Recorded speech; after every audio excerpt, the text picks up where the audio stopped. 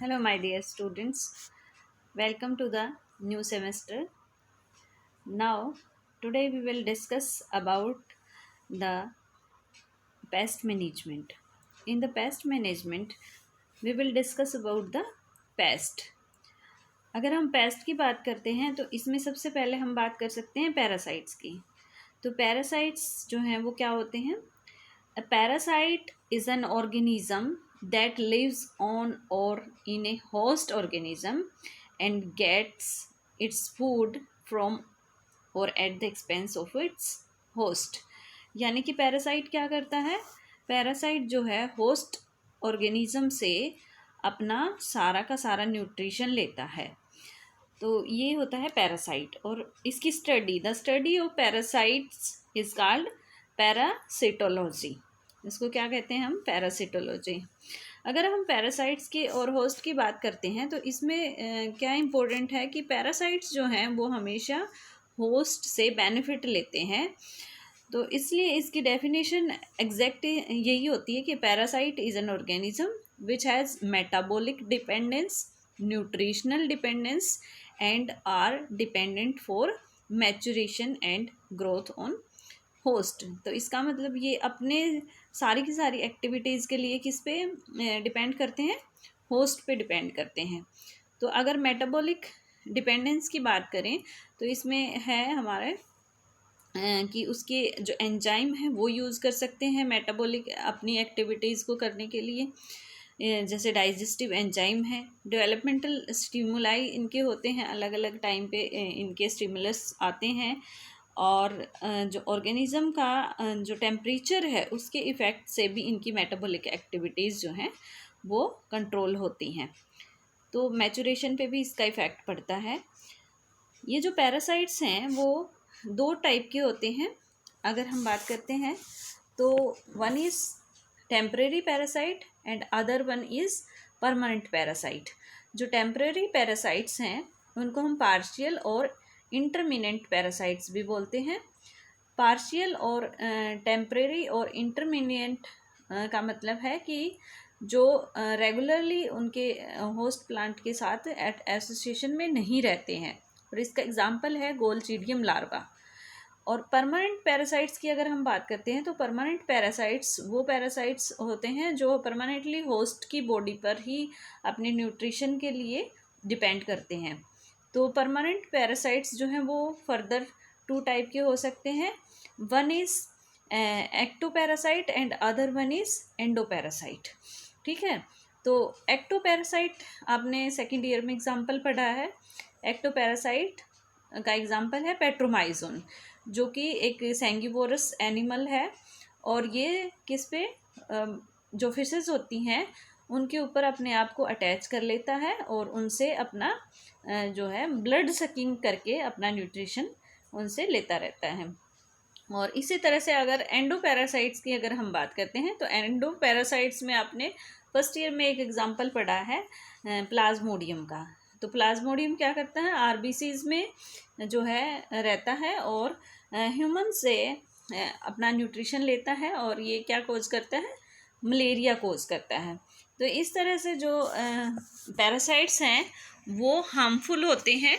ठीक है, और अपना जो है न्यूट्रिशन और अपना नरिशमेंट वहाँ से लेते रहते हैं और साथ में शेल्टर भी उनको वहाँ से मिल जाता है।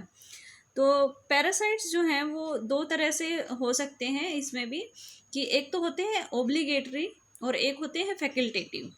जो फैकल्टेटिव पैरासाइट्स होते हैं वो कुछ टाइम के लिए अगर होस्ट उनको मिलता है तो ठीक है, उसके ऊपर रह लेते हैं, अदरवाइज वो फ्री लाइफ भी रह सकते हैं आराम से। और जो ऑब्लिगेटरी होती हैं वो ऐसे पैरासाइट्स होते हैं जो कि होस्ट के बिना कभी सरवाइव नहीं कर सकते हैं। इसी तरह से जो है हाइपर पैरासिटिज्म भी एक टर्म होती है। हाइपर पैरासिटिज्म में क्या होता है कि पैरासाइट के ऊपर पैरासाइट, ठीक है, तो that is known as hyper parasitism. इसमें क्या होता है? Sometime parasite is further parasitized by another parasite and the phenomenon is called hyper parasitism. ठीक है, इसमें एग्जाम्पल है नोसीमा नोटाबिलिस। ये एक स्पोरोजोन होता है and is an obligatory parasite of Spirospora polymorpha. ये एक प्रोटोजोआ होता है which is in turn is parasite of urinary bladder of toadfish. ठीक है, तो इस तरह से ये हाइपर पैरासिटिज्म का एक एग्जाम्पल है. साथ ही साथ कुछ ऐसे भी प्लांट्स होते हैं जो होलो पैरासाइट्स होते हैं. आर होलो पैरासाइट्स क्या है? Are those organism which are dependent upon their host for their entire nutrition. और इसका एग्जाम्पल क्या है? कसकुता यानी कि अमरबेल. डोडर प्लांट इसको हम बोलते हैं, अमरबेल को. ठीक है, तो ये एक is a total stem parasite of acacia. Acacia क्या बोलते हैं? कीकर. ठीक है, तो इस तरह से ये होलो पैरासाइट्स भी होते हैं. और साथ ही साथ कुछ ऐसे भी होते हैं जो सेमी पैरासाइट्स होते हैं. ठीक है, जो कि पूरी तरह से डिपेंड नहीं करते. ठीक, एक साथ में आता है कि सोशल पैरासिटिज्म का एक एग्जाम्पल कई बार 1 नंबर के क्वेश्चन में पूछ लिया जाता है. What is social parasitism? इसमें क्या है कि कुकू का एग्जाम्पल आता है. कुकू क्या होती है? कोयल. तो इसमें जो है cuckoo lays its egg in the nest of crow and leaving the eggs and the young ones to the care of as foster parents. ठीक है, तो इस तरह से कुकू जो है वो अपने एग जो है किस में देती है? क्रो के जो नेस्ट है उसमें देती है. एक सोशल पैरासिटिज्म का एग्जाम्पल है. तो जो इन्फेक्शन का क्या रहेगा? पैरासाइट्स कैसे इन्फेक्ट करते हैं? इनके अलग अलग मेथड होते हैं इन्फेक्शन के. तो इसके बारे में हम बात करते हैं. स्वॉल्विंग की अगर हम बात करें तो एक मेथड ये है कि बाय स्वॉल्विंग हम इंसेक्ट को जो या पैरासाइट्स हमारे अंदर चले जाते हैं. डायरेक्ट कांटेक्ट से भी हमारे अंदर चले जाते हैं. जैसे डायरेक्ट कांटेक्ट की अगर हम बात करें तो एंट amoeba gingivalis is by it can be transmitted by kissing. ठीक है, तो इस तरह से डायरेक्ट कांटेक्ट से जो है ये ट्रांसपोर्ट हो जाते हैं. बोरिंग थ्रू स्किन के थ्रू बोर कर सकते हैं, जैसे कि हुक वॉर्म्स है. बाइकोइटस मेथड जो है सेक्सुअल एक्टिविटीज़ के थ्रू, लाइक एग्जांपल इसका है ट्राइकोमोनास वेजिनलिस इन मैन. ये जो है वो बाइकोइटस मेथड से इन्फेक्ट करता है. और बॉडी फ्लूइड से भी जो है बहुत सारे पैरासाइट्स बॉडी में इंट्रोड्यूस हो जाते हैं. अब इनकी सिग्निफिकेंस क्या है? सिग्निफिकेंस पैरासिटिज्म की मेन रोल प्ले करती है. इसमें क्या आएगा?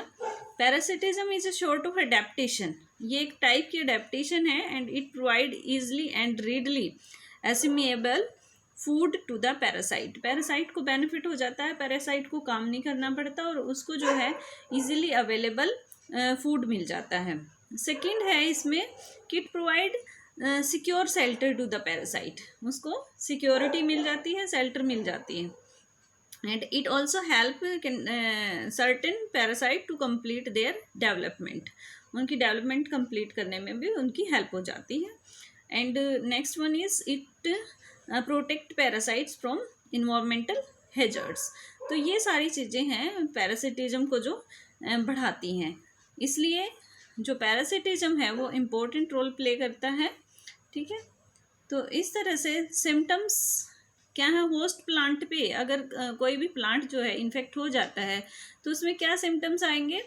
सबसे पहले उसमें जो है host suffer from mail nutrition. Host को क्या प्रॉब्लम आएगी कि मेल न्यूट्रिशन, उसको कम न्यूट्रिशन मिलेगा क्योंकि सारा का सारा जो न्यूट्रिशन है वो मिल जाएगा किसको? पेस्ट को. इस तरह से जो होस्ट है वो सफ़र करेगा. ठीक है. Second one is vitality of the host plant is reduced. ठीक है, उसकी प्लांट की वाइटलिटी कम हो जाएगी. प्लांट में भी ड्वार्फ, छोटा भी रह सकता है. ठीक है, और yellowing of the leaves with less flowers and fruiting. ठीक है, तो उसके न्यूट्रिशन में कमी आएगी तो जिससे येलो लीव्स हो जाते हैं. तो अगर येलो लीव्स हो जाएंगे तो फोटोसिंथेसिस नहीं हो पाएगी और इस तरह से जो है फ्लावरिंग कम होगी, फ्लावरिंग कम होगी तो फ्रूट्स कम बनेंगे, और फ्रूट्स कम बनेंगे तो सीड भी कम आएंगे। तो इस तरह से ओवरऑल प्लांट की ग्रोथ पे इफेक्ट आ जाएगा और रिड्यूस हो जाएगी उसकी क्रॉप जो है, उसकी यील्ड जो है बहुत ही कम आएगी। ठीक है। And in case of severe attack the whole plant of the affected part में बी डाई। अगर बहुत ज़्यादा हार्मफुल इफेक्ट हो जाता है तो इससे जो है प्लांट वो डाई भी कर सकता है। तो इसमें क्लासिफिकेशन की, अगर फेनोरोगेमिक पैरासिटिक प्लांट की अगर क्लासिफिकेशन की बात करते हैं तो इसमें क्या है कि कुछ तो जो है वो स्टेम पैरासाइट होते हैं, ठीक है, और कुछ होते हैं रूट पैरासाइट्स। इनमें होलो पैरासाइट्स भी होते हैं जो कि एंटायरली डिपेंड्स करते हैं, जैसे मैंने अभी एग्जांपल बताया था डोडर प्लांट का जो कि कस्कुता है, on garden ornamental and hedge plants. ठीक है। तो इस तरह से ये इन्फेक्ट करते हैं। और कुछ होते हैं सेमी पैरासाइट्स और पार्शियली। ठीक है, इसमें मैंने आपको एग्जांपल बता दिया था। और कुछ होते हैं होलो पैरासाइट्स। इसमें अगर रूट पैरासाइट्स की बात कर रहे हैं हम तो इसमें होलो पैरासाइट्स हैं जो एंटायरली डिपेंड करते हैं। इसमें एग्जांपल है orobanche on tobacco, mustard, brinjal, tomato, cabbage, cauliflower, turnip and many other solanaceous and cruciferous plant. ठीक है। जबकि साथ ही साथ इसमें सेमी पैरासाइट्स भी होते हैं जो कि पार्शियली डिपेंडेंट होते हैं। एग्जाम्पल है इसका striga on sugar cane, cereals, maize and millets etcetera. ठीक है। तो इस तरह से हम फेनोरोगेमिक प्लांट्स की पैरासिटिक अडेप्टेशन की बात कर सकते हैं। डिफरेंट टाइप के पेस्ट होते हैं, इनमें हम बात कर सकते हैं अलग अलग पेस्ट की। तो ये है इंसेक्ट पेस्ट हो सकते हैं, अर्थ्रोपोडा हो सकते हैं, माइक्रोबियल ऑर्गेनिज्म, डिफरेंट टाइप की वीड हो सकती हैं, मोलस्क होते हैं, और cockroach, termites, beetles, spiders, bacteria, any plant growing where they are unwanted, ये होते हैं वीड्स। ठीक है। जहाँ पे कोई भी ऐसा प्लांट जो हमें नीड नहीं है लेकिन वहाँ पे ग्रो करता है तो उसको हम कहेंगे अनवांटेड प्लांट। ठीक है। और साथ में ये आ जाते हैं snail, slug and ship worms वगैरह। तो इसमें ये सारे हम मानते हैं कि ये these are the type of different type of pest. और ये पेस्ट क्या करते हैं, ये हमारी जो यील्ड है, जो हमारे प्लांट की ग्रोथ है उसको रिड्यूस करते हैं। तो इसी तरह से हम इन सारे टाइप्स ऑफ इंसेक्ट पेस्ट को हम पहचानेंगे और इनको पहचान के ही हम इनको इरेडिकेट कर सकते हैं। तो हमें पेस्ट मैनेजमेंट की इसमें ज़रूरत पड़ती है।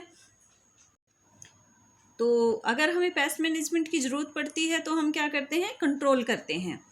क्या नीड है हमारी कंट्रोल करने के लिए, ये why to control pest. Pest को कंट्रोल करने की नीड इसलिए होती है क्योंकि फॉर क्लीन एनवायरनमेंट, अगर हमें एनवायरनमेंट को साफ़ सुथरा रखना है तो हमें जो है ज़रूरत है पेस्ट को कंट्रोल करने की, क्योंकि पेस्ट से बहुत सारी डिजीज़ हो जाती हैं। सेकंड है डिजीज़ फ्री एनवायरनमेंट। अगर पेस्ट नहीं होंगे तो एनवायरनमेंट जो है डिजीज़ फ्री होगा और इस तरह से हम डिजीज़ फ्री एनवायरनमेंट क्रिएट कर सकते हैं। And third one is to stop the rapid growth of pest. तो ये चीज़ हम करने के लिए कि प्लांट जो है वो हमारे कम से कम इन्फेक्ट हों, हमारे फूड जो है वो ज़्यादा से ज़्यादा उसकी यील्ड आए, तो इसके लिए हमें रैपिड ग्रोथ ऑफ पेस्ट को कंट्रोल करना होता है। तो हाउ इट इज़ डन, ये कैसे किया जा सकता है, हमें ये भी ध्यान रखना है।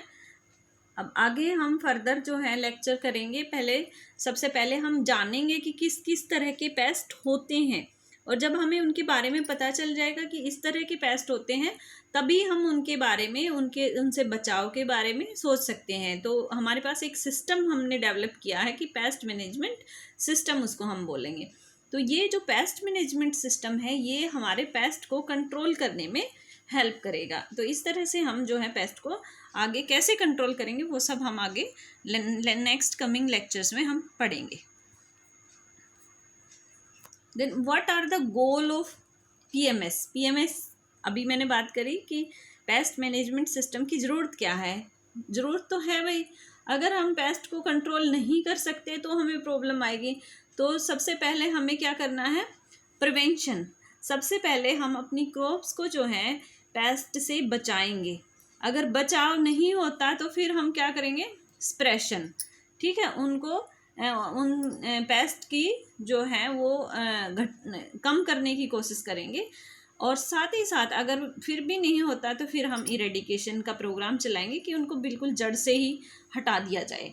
तो ये डिफरेंट तरह से हम करेंगे और ये साथ साथ हम आपको समझाएंगे भी कि कैसे उनको पेस्ट को इरेडिकेट किया जा सकता है।